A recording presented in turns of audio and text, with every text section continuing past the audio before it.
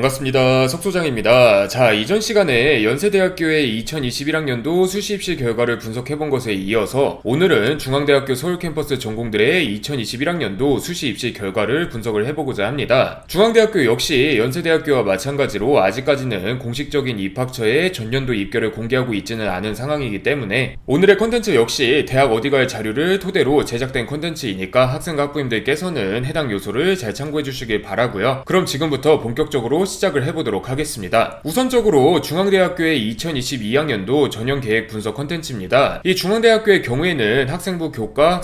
전형과 학생부 교과 학교장 추천 전형이 2022학년도에 들어서 학생부 교과 지역균형 선발 전형으로 통합되었다는 점과 학생부 종합 다빈치형 인재 전형의 1단계 선발 배수가 확대되고 면접 전형이 도입되었다는 점을 제외를 하면은 그렇게까지 큰 변화를 찾아보기가 어렵습니다. 선발 배수의 확대 변화 역시 중앙대학교 측의 의도가 어느 정도 보이기는 하지만 이게 지원군과 합격군의 양상에 변화를 일으키기 위한 목적보다는 하기는 해야 해서 어쩌다 보니까 일어난 변화인 느낌이 강하기 때문에 사실상 영향력 자체는 그렇게 높지 않을 것이라고 속수장은 분석을 하고 있으니까 올해 중앙대학교 지원을 준비하고 계신 학생과 학부모님들께서는 오늘의 컨텐츠를 살펴보시기 전으로 이 위에 있는 컨텐츠도 한번 살펴보시는 것을 석소장이 추천을 드리도록 하겠습니다. 자, 첫 번째로 석소장이 말씀드릴 전형은 2022학년도에 들어서 학생부 교과 지역균형 전형으로 단일 통합되는 2021학년도 기준 학생부 교과 전형과 학교장 추천 전형의 전년도 입시 결과입니다.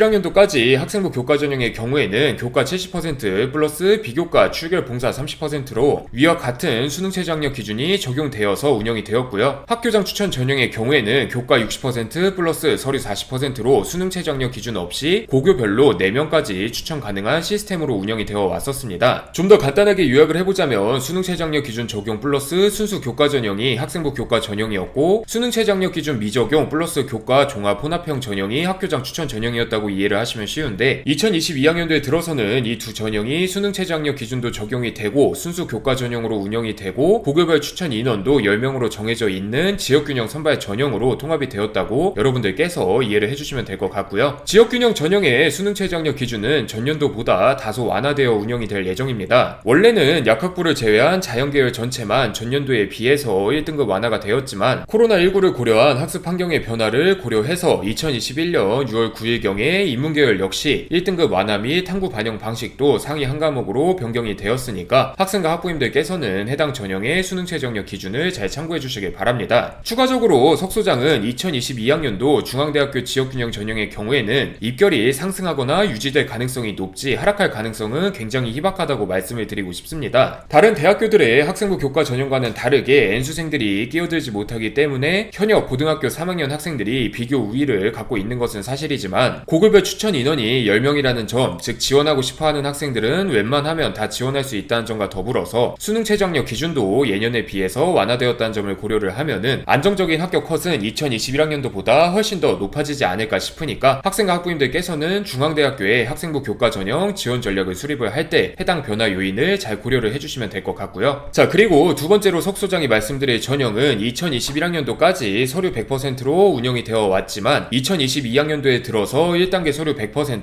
3.5배수 그리고 2단계는 1단계 70% 플러스 면접 30%로 전형 요소와 1단계 선발 배수가 변화된 중앙대학교 학생부 종합 다빈치형 인재 전형의 2021학년도 입시 결과입니다. 지금 여기 자료를 보시면 공과대학의 화학신소재 공학부와 같은 몇몇 전공을 제외하고서는 학생부 교과 전형들보다는 비교적 안정적인 충원율이 나오고 있고요. 비일반고 출신 학생들이 많이 모이는 몇몇 전공을 제외하고서는 최종 등록자의 교과 평균 등급 50% 컷과 70% 컷 역시 비교적 안정적인 모습을 보이고 있습니다. 이 중앙대학교가 다빈치형 인재 전형에 면접을 다시 도입한 것에 대해서는 여러가지 이유들이 있겠지만 석소장은 학생부 교과 전형의 통합을 통해서 학업 역량이 우수한 고등학교 3학년 현역 학생들을 안정적으로 확보할 수 있게 되었다는 점이 다빈치형 인재 전형의 면접 도입과 1단계 선발 배수 확대의 가장 큰 핵심 요인이 아닐까 분석을 하고 있습니다. 학교장 추천 전형이 폐지되며 면접을 보지 않아도 중앙대학교에 합격할 수 있는 내신과 비교과 통합형 인재를 선발하기가 애매해진 것이 사실이기 때문에 면접 전형 데이터가 어느 정도 축적되어 있는 다빈치형 인재 전형에 좀 더 많은 기회를 부여하는 것이라고 이해를 하시면 쉬운데 실제로 고내신의 N수생들은 좋든 싫든 올해 들어서는 더 이상 학생부 교과 전형으로는 지원할 수 없어진 것이 현실이기 때문에 중앙대학교 입장에서 지원 인원을 늘리기 위해서 기회의 문을 확대했다고 여러분들께서 이해를 해주시면 될 것 같습니다. 이 다빈치 다빈치형 인재 전형의 경우에는 전년도에 제작했던 모의 면접 컨텐츠를 첨부를 하면서 다음 전형으로 넘어가 보도록 하겠습니다. 자, 마지막으로 석 소장이 말씀드릴 전형은 2021학년도와 2022학년도 모두 서류 100%로 운영이 되었고 운영될 예정인 중앙대학교의 학생부 종합 전형인 탐구형 인재 전형과 소프트웨어 인재 전형입니다. 다빈치형 인재 전형이 통합 역량 20%, 학업 역량 20%, 발전 가능성 20%, 인성 20%, 탐구 역량 20%로 구성되어 있는 것과 달리 탐구형 인재 전형과 소프트웨어 인재 전형은 전공 적합성 30%, 학업 역량 20%, 발전 가능성 10%, 인성 10%, 탐구 역량 30%로 구성이 되어 있는 만큼 다빈치형 인재 전형보다는 최종 등록자의 교과 대신 등급 50% 컷과 70% 컷 모두 비교적 낮고 넓은 양상이 나타나고 있습니다. 이 입시 결과와는 별개로 간혹 석 소장에게 중앙대학교 다빈치형 인재 전형과 탐구형 인재 전형의 차이가 무엇인지 질문하는 학생과 학부님들도 종종 계신데 석 소장이 최대한 간단하게 요약을 해서 말씀을 드려보자면 다빈치형 인재 전형은 앞으로 답을 찾아 나가야 되는 학생이고 탐구형 인재 전형은 이미 어느 정도의 답을 찾은 학생이라고 요약을 할 수가 있습니다. 아직까지는 마땅한 결과물이 없더라도 혹은 스스로의 안에서 완벽한 답을 찾지 못한 학생이더라도 다른 학생과 교수와 꾸준히 소통하고 배워 나가면서 답을 찾아 나갈 가능성이 높은 학생은 다빈치형 인재에 적합한 학생상이고 다른 사람과의 교류나 소통은 조금 부족할 수 있어도 스스로의 탐구나 연구를 통해서 스스로가 품은 문제의식에 대해 이미 어느 정도의 성취나 성과를 거둔 학생이 탐구형 인재에 적합한 학생상이라고 이해를 하시면 쉬운데 석 소장이 말씀드린 이 차이점을 중앙대학교 측에서 공지하고 있는 학생부 종합전형 평가 요소에 어떠한 방식으로 대응하고 적응시킬지 고민하는 것이 중앙대학교 학생부 종합전형 합격 전략의 가장 핵심이라고 석 소장이 말씀을 드리니까 여러분들께서 참고를 해주시면 좋을 것 같고요. 석 소장이 한 가지 더 말씀을 드리자면 여러분들께서는 2022학년도 탐구형 인재 전형의 지원군과 합격군 양상에 가장 많은 영향력을 미칠 수 있는 변수가 다빈치형 인재 전형의 면접 전형 도입이라는 점을 꼭 명심을 해주셔야만 합니다. 원래대로라면 학생부 교과 전형으로 지원을 했을 고내신 N수생들이 다빈치형 인재 전형과 탐구형 인재 전형에 모두 들어올 수 있다는 것은 위에서 말씀드린 사실이고 석 소장이 말씀드리고자 하는 한 가지 더 중요한 점은 고등학교 3학년 현역 학생들 중에서 다른 대학교들의 수능 최저 학력 기준 등을 이유로 면접을 기피하고자 하는 학생들이 다빈치형 인재 전형의 면접 도입으로 인해서 탐구형 인재 전형으로 흘러 들어올 가능성이 높다는 점입니다. 탐구형 인재 전형을 통해서 중앙대학교 진학을 준비하고 계신 분들께서는 해당 지원군 양상의 변화를 꼭 기억해 주시길 바라며 오늘의 중앙대학교 2021학년도 입결 분석 컨텐츠는 여기서 마무리 짓도록 하겠습니다. 감사합니다.